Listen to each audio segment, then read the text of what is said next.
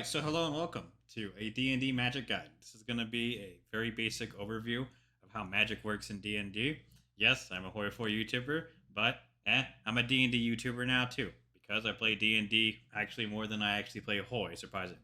So, without further ado, let's get into the Magic guide. So, what is D&D Magic?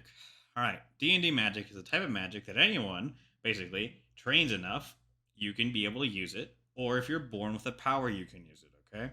Spells either require an action, bonus action, or reaction to go off, okay? These are the three types of actions that you can actually do in D&D. Some spells take a certain amount of time to go off. They can be instant, minutes, or hours, okay? So, taking a look at this, there are also leveled spells, okay? Leveled spells are basically actual spells, okay? If you take a look at the sorcerer's whole thing, okay, you can see that there is a number of spell slots, okay? And if you take a look at the top right here, you can see that level 1, 2nd, 3rd, 4th, 5th, 6th, 7th, 8th, 9th, okay? And down here on this side is how many of the actual spell slots you have, okay? You can see that we have 2 at level 1. At second level, we have 3. And at third level, we have 4 first level spell slots and 2 second level spell slots, okay? This is just so you know, the higher levels you get in your class that can cast spells, so sorcerer, wizard, and cleric, um, they have higher spells that they can actually cast. Okay. You also must remember that you can upcast some spells. Okay. So if some spells require like a level 1 spell, okay, but they can be upcast to level 5. Okay. And also you get all of your spells back on a long rest. We'll talk about upcasting now. Okay. So, upcasting. Here you can see lightning bolt, okay? You can see right here lightning bolt, and it says it requires you to use a 3rd level spell slot, okay? When you cast a spell using a slot of 4th level or higher, the damage increases by 1d6, okay, for each slot above 3, okay? And you can see that the base damage at level 3 is 8d6 lightning damage, okay? And then if you cast it at level 4, okay, it increases by 1d6. Okay. Remember also that you do not burn a 3rd and 4th level spell. Okay. If you want to cast it, upcast a spell at 4th level, you will only burn a 4th level spell slot. You're not going to burn a 3rd and 4th. You're just burning a 4th or whatever you cast this at. Okay. If you want to cast this at 9th level, you can cast this at 9th level and it will only use one 9th level spell slot. Okay. Now, D&D Feats, okay? This is something that we can go more in depth in a different guide, but basically what you should know is that feats are quote unquote an optional rule instead of taking an ASI, okay? An ASI is an ability score improvement, okay? Every time you level up, you can either get an ASI, okay? Or, which will allow you to increase either 2 ability scores. You can either make this 14 a 15, and this Constitution, instead of a 10, you can make it 11, or you can put 2 points into Dexterity and make it a 14. Instead of a 14, it will be a 16. Okay, that is the normal rule. Okay, the optional rule is to take a feat. Okay, feats allow you to do a lot of other things that you usually can't do. Okay, and especially for spellcasters, there are many feats that add more options for you in combat to do stuff. Okay, and even outside of combat. Just know when I say quote unquote optional rule, it is an optional rule. However, 99% of DMs don't even know it's an optional rule, and most, if not all of them, will allow you to take feats. Okay, I've never played in a game that wasn't an option. Okay, so I'm going to show you how to actually read these cards. Okay, these cards are from D&D Beyond. I'm assuming you will have D&D Beyond because pretty much everyone that has D&D that plays it has access to D&D Beyond and will use all the spells and look up everything there because it's basically just a big encyclopedia. Okay, so I'm going to teach you how to read these cards. Okay, so we already know that this thing right here is the level of the spell that is required for you to cast a spell. Okay, up here you can see the name, right? And you can see this little R thing that we'll get into, okay? But first, you can see this casting time, okay? Casting time for this spell is 1 hour, okay? It can be 1 hour, 1 minute, instant. It can be a whole range of things, okay? For Fireball, you can see that it requires one action for you to cast it, okay? Whereas Find Familiar cast requires you to take an hour to cast it, okay? Now, this little R thing is important. We'll get to it now. This little R thing is telling you that it is a ritual spell, okay? Certain spells have the ability to be ritual casted, okay? So, if you want to regularly burn a spell slot, okay, you can use Find Familiar, and it will take 1 hour for you to burn to go through the spell slot and get it, okay? But this little R means it's a ritual spell. Ritual spells are a little different. Ritual spells follow all the normal rules that a regular spell does, okay? So everything here has to be the same, okay? The ritual version takes 10 additional minutes longer to cast than normal, but does not expend a spell slot, which means that ritual versions of a spell can't be cast at a higher level, okay? So, Find Familiar. As you can see here, through all the information, you can see that you cannot upcast Find Familiar. However, you can ritual cast it. So instead of burning a spell slot and taking an hour to cast Find Familiar, if you ritual cast it, it will take 1 hour and 10 minutes and you will not burn a spell slot, okay? Every spell that is like this will have this little R next to it, and that means it is a ritual spell, okay? To cast as a spell, as a ritual, a spellcaster must have the feature that grants the ability to do so, okay? The cleric, wizard, and druid are examples of such that have it in the class features, okay? If you just look at the regular wizard, cleric, druid, you'll be able to see on their basic information that they can have a ritual cast. They can ritual cast their own spells, okay? The caster must also have the spell prepared on his or her known spell list of known. Like you have to have it, you have to know the spell, okay? Unless the character's ritual feature specifies otherwise, as the wizard does, okay? Because the wizard is casting from a book, they have spells in a book, okay? They don't need to have it prepared. So we'll get into what prepared and unprepared spells are, okay? Just remember that ritual spells either require, so for a cleric, you have to know them, and they have to be either prepared, in this case, to be able to cast them, okay? But Ritual Caster is a feat. This is why we went over feats first. Feats allow you to do certain things a little differently, okay? Ritual Caster, as a feat, allows you to get a ritual book, okay?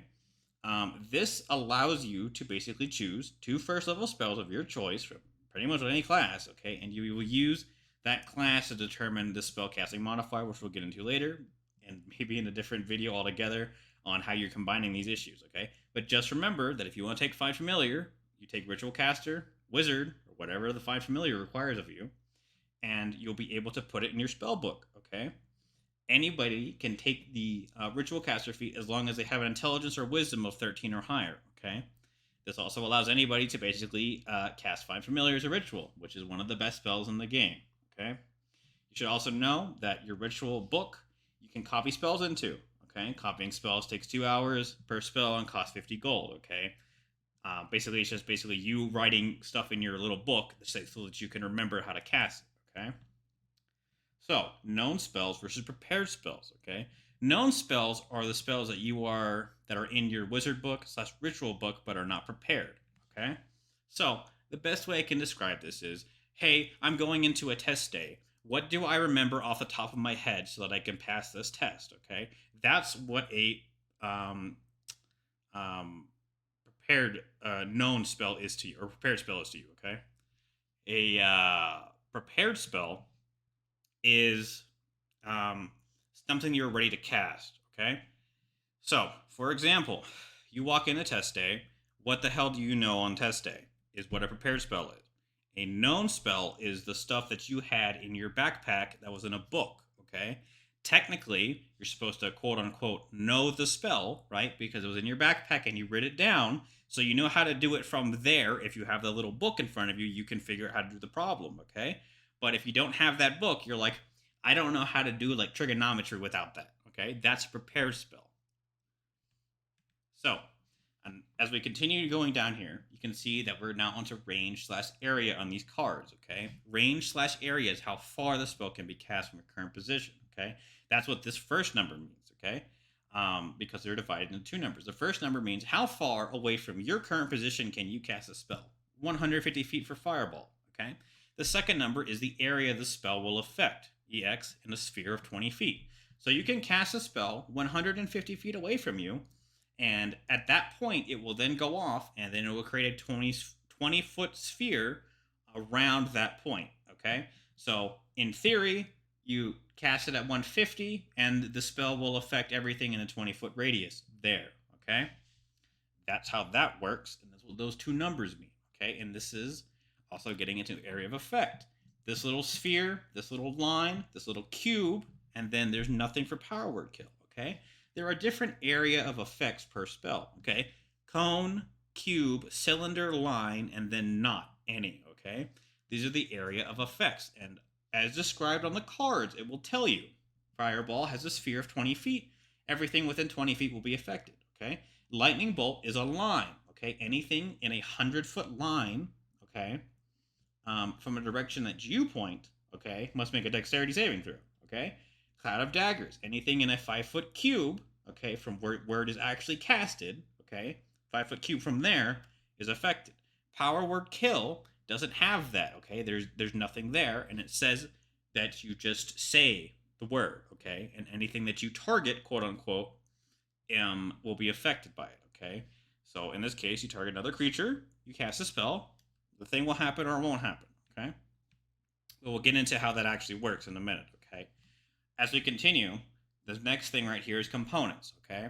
Components are what is actually required for you to use a spell, okay? The V means verbal. You are required to speak words to cast a spell, so you can't be gagged, and basically you have to have a tongue, okay, to cast a spell. If any of those two things are not true, and the spell requires it of you, you can't cast the spell.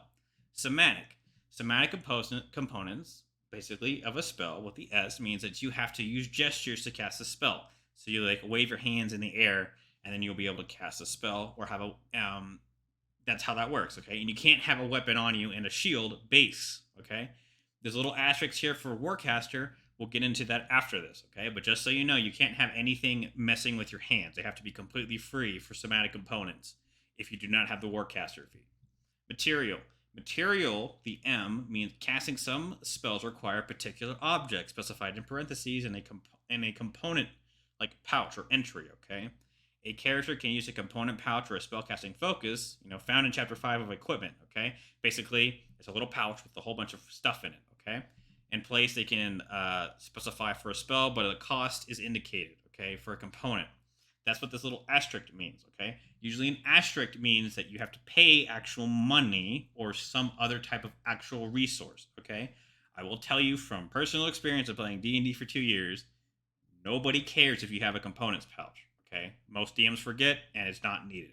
Okay, just so you know, the material components are usually bypassed. Okay, but the asterisk mark is not. Most asterisk mark, for example, in this case, requires 10 GP worth of coal, incense, and herb, and can be consumed by a fire bazaar. Okay, what that means in game terms is you lose 10 gold. Okay, this other stuff is usually not used by DMs, but the 10 gold is. So you must have 10 gold on you. Okay. And that will be always specified by a parentheses, okay? An M just means it requires, a witch tail, okay, for example, and then that's it. So nobody really cares about that. If a spell states that it requires a material component to consume, the caster must provide it, okay? So in this case, 10 gold. Sometimes it can require you to have a diamond worth 1,000 GP, okay? It depends on the spell, and it will always be down there listed in the asterisks. The spellcaster must also have a free hand to use a material component or hold a spellcasting focus, but it can be the same hand you use for a somatic component, okay? This is important because if you have a staff in one hand, okay, and you have your other hand is free, you can do the somatic and material component with that one hand, okay? This is important to remember because it's not often remembered that you actually do have to have a free hand if you don't have a specific feat, which we'll get into now. Okay,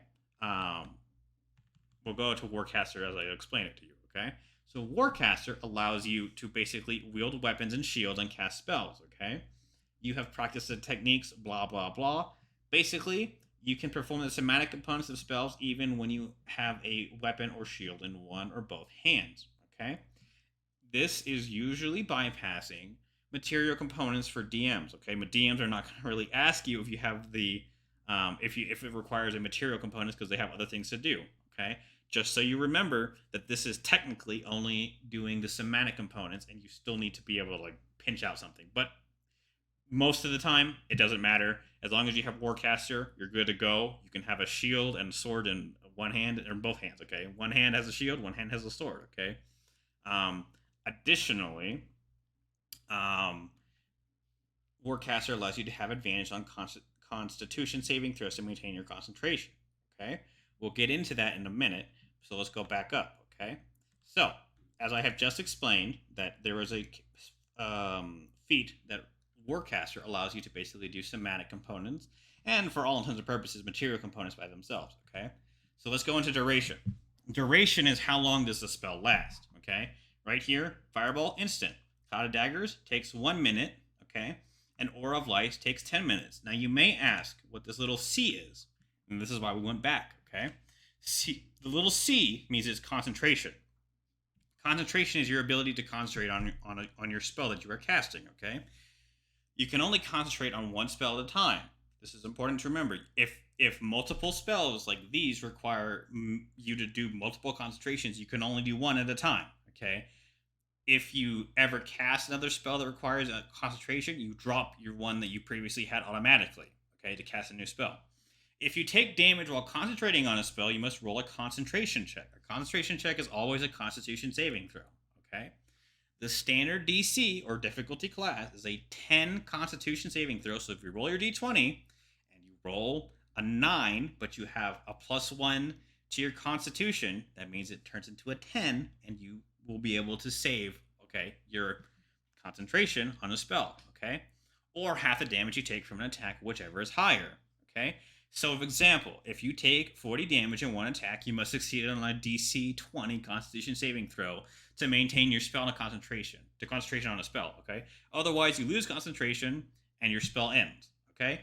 Also, if you're incapacitated or dead, your concentration, doesn't matter, okay? And this is important to remember because for every single time you get hit, let's say you take 1 damage from an arrow, you must roll a concentration check if you're concentrating on a spell.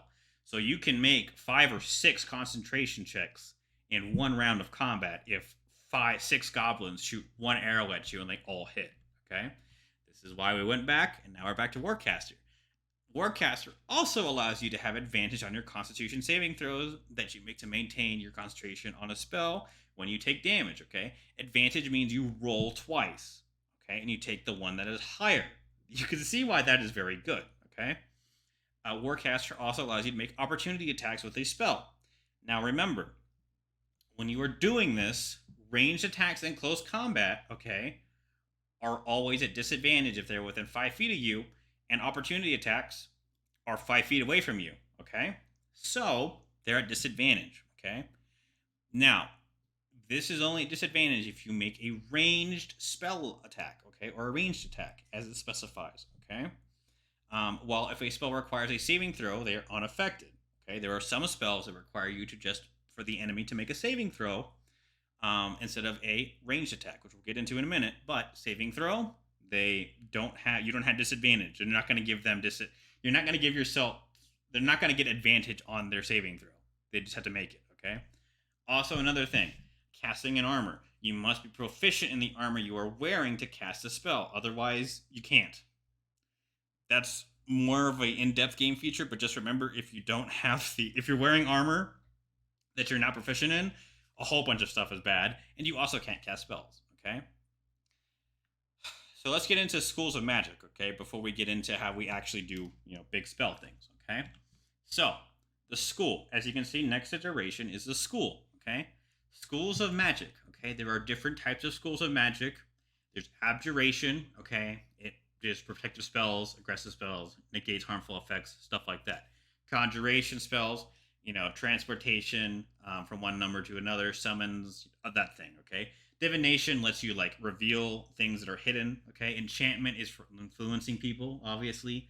Evocation is for producing magical effects, like blast of fire or lightning. Illusion magic is illusion, like invisibility or illusionary magic, like creating an illusion of something, like a wall. Necromancy is manipulating life energy and death, okay? And creating undead through necromancy. And transmutation is basically creating or changing the properties of creatures, objects, and environments, okay? This is important to know because some classes and specific subclasses limit you in the amount of magic schools you can take spells from, okay? For example, the Eldritch Knight, okay? You can take 2 wizard spells from the abjuration and evocation spells on the wizard list. That is it, abjuration and evocation. You can't take stuff from divination, okay? It will specify this. Otherwise, if it doesn't specify, then you're good. That's basically how that works, okay? And right here, again on the sheet, you can see evocation is school, okay? So now let's get into how you actually make attacks or make the enemy target, or you basically cast a spell, on how all of that stuff works, okay? So for damaging stuff that makes creatures or stuff that will enchant an enemy, they must make a saving throw, or you must make an attack roll, okay? Spells that do damage to a creature generally require you to make an attack roll, or the enemy creature to make a saving throw, okay? As you can see for Fireball, it says Dex save. As you see for Eldritch Blast, it says ranged, okay? The ability for the enemy to resist one of your spells is equal to 8 plus your spellcasting modifier plus your proficiency bonus, okay? So what does that mean? Your spellcasting ability, or, ability modifier, is basically what you use to cast spells. For example, a wizard uses intelligence, okay? And that's what this stat is, okay? So for example, I have a cleric down here. This cleric will use their wisdom modifier, the 5, not the 20, the 5, to determine their spellcasting ability. Okay? This is important to remember for your specific class, okay? Because when you do this, you have to use your spellcasting ability modifier plus your proficiency bonus, okay? When you are casting spells that require the enemy to make a saving throw, okay? For example, if you cast Fireball on an enemy in a 20-foot sphere, everybody in that 20-foot sphere must make a saving throw, a dexterity saving throw, equal to your spellcasting modifier, okay? For example, Fireball, at 5th level, a sorcerer, casts Fireball. Their spellcasting ability modifier is 5, okay? Everyone in that area must beat a DC 16, okay? 8 plus your spellcasting modifier, 5, plus your proficiency bonus, 3, equals 16, okay? For Eldritch Blast, it's a little different. Your attack bonus with a spell attack equals your spellcasting modifier plus your proficiency bonus, okay? So for that, is your spellcasting modifier, a warlock, has a 5, okay? And then their bonus with proficiency is 5 plus 3, okay? So that means 8 in total, okay? 8 is the ability, so you roll a d20 plus 8, okay? If you hit, you hit. If you don't, don't. Your spellcasting ability modifier depends on your class, and this can be found at the top of the information sheet for the class near the top, okay? So for Wizard, it's near the top, and it'll tell you what your spellcasting ability modifier. So this one right here, this example, is a Wizard, okay?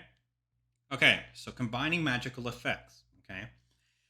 The effects of different spells add together while the duration of those spells overlap, okay? The effects of some spells cast multiple times don't combine. However, instead of the most potent effect, such as the highest bonus from those casting applied, while the duration overlaps, when the most effect applies if the casting is equal potent to the duration, okay? What the hell does that mean, okay? Basically, for example, if you cast Bless, okay? If 2 people cast Bless on the same target, so let's say you, your friend, and your roommate over there, okay? You and your friend are going to cast Bless on your roommate, okay? They will not benefit from you and your friend from casting Bless on your roommate, okay? Because Bless is an effect, okay? That is, has a duration, okay? It doesn't stack, right? So instead of your friend rolling like 2d4 every time, they can only roll 1d4, okay? just remember that you can't really stack effects in D&D. For example, the best way I can describe this is instead of like when you play an MMORPG and your support caster is casting like multiple effects on you, okay? They can't be the same effect, okay? They can't give you a +5 to hit, +5 to hit, +5 to hit, okay? They can only do it once. 1 +5 to hit, okay? That's how that works. Next are cantrips, okay? Cantrips are not leveled spells. They are different, okay? And remember, cantrips are always available to you. So, like, it's basically the information you can recall off the top of your head, right? Like, who borders the United States of America? Mexico, Canada, right? You know them immediately. Cantrips come in a lot of forms, okay? But mainly, there's a difference between utility versus damaging cantrips, okay? A cantrip you can always cast at will, okay? And you don't have to have a spell slot, okay? To cast them, right? But you need to know them, okay? So, for example, Eldritch Blast requires a verbal and somatic component. Acid Splash requires a verbal somatic, and a guidance spell requires verbal somatic, okay? Very rarely will they require material, but you never know. So, damaging cantrips. Let's take Acid Splash and Eldritch Blast, for example, okay? I'll break it down Acid Splash, and we'll get into Eldritch Blast, okay? Acid Splash, okay? At level 1, right? A target must succeed a dexterity saving throw, okay? Or take 1d6 acid damage, okay? The spell damage increases by 1d6 when you reach level 5, and then at level 11, it's 3d6. Level 17, 4d6. This is important to remember. This is your total level, okay? It is not your level in your class that allows you to cast cantrips.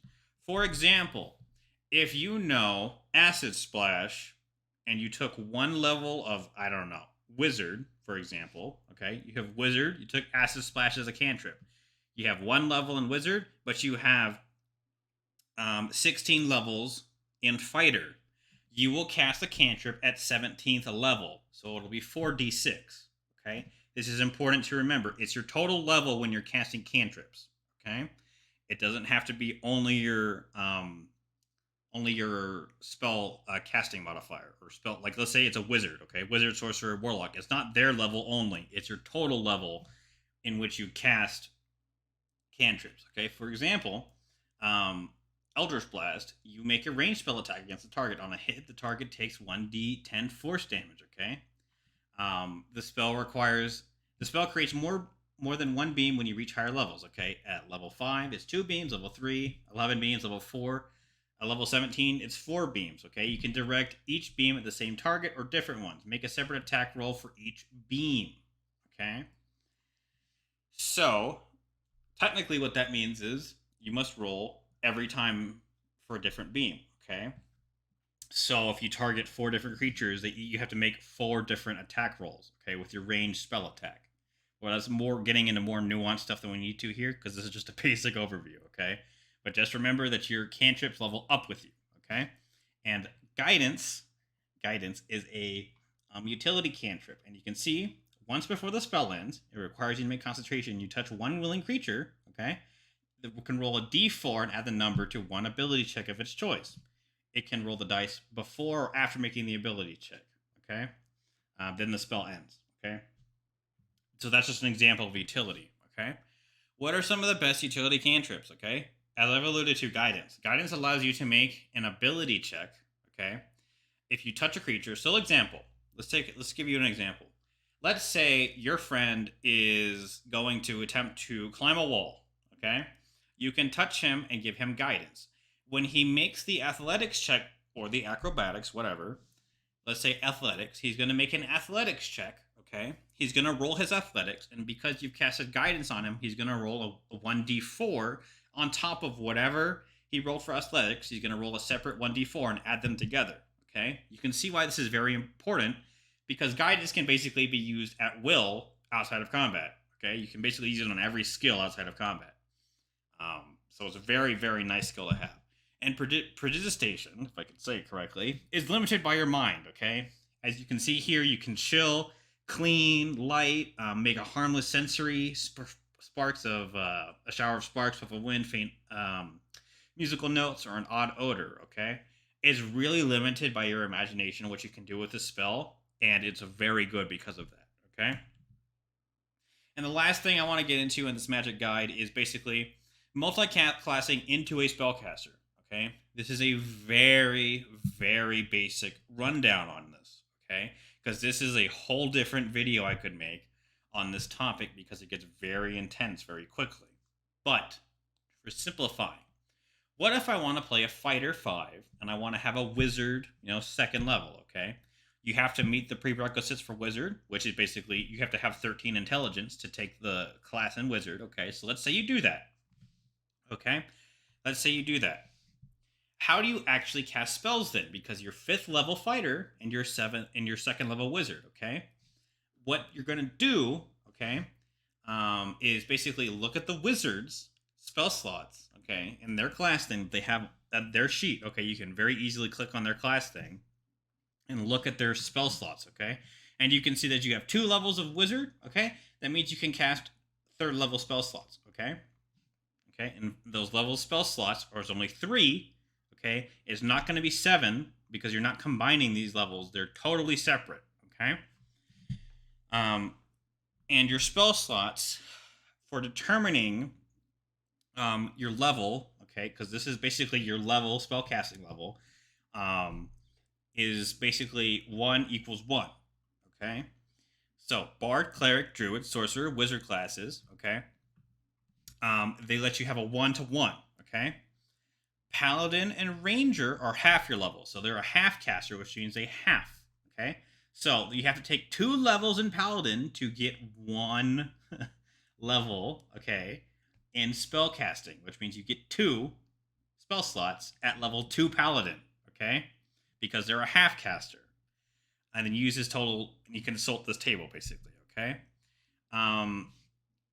And if we get into this a lot more, there's like a 3rd level spellcasting, and 4th level spell, like 1 4th level spell casting, 1 3rd level spell casting. Okay, here's the example you can read down here for this.